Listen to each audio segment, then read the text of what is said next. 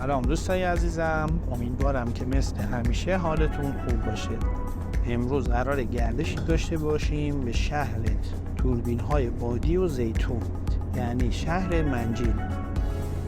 شهر منجیل جزئی از شهرستان رودبار هستش که همه اونو با سد فیروزه‌ای رنگ و توربین های بادیش میشناسن. 78% روزهای سال در این شهر بادهای شدید میوازه. فاصله شهر منجیل تا شهر رشت 75 کیلومتر هستش و از جاهای دیدنی این شهر میشه به سد منجیل، پارک ساحلی، غار چشم باد، آبشار کلشتر رو نام برد. سوغاتی اصلی این شهر هم زیتون هستش.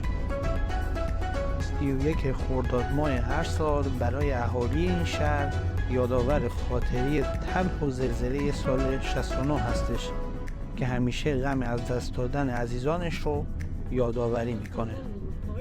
در این زلزله که قدرتش 7.4 ریشتر بودش 37,000 هموطن عزیز رو از دست دادیم. در ضمن قبلا ولاگ مربوط به شهر رودبار رو هم در کانال قرار دادیم که لینکش رو در قسمت توضیحات ویدیو میذاریم. به علت وزش باد شدید در هنگام ضبط ویدیو ناچارم صدای ویدیو رو کم کردیم و جاش آهنگ قرار دادیم. امیدوارم که از این گردش لذت ببرید.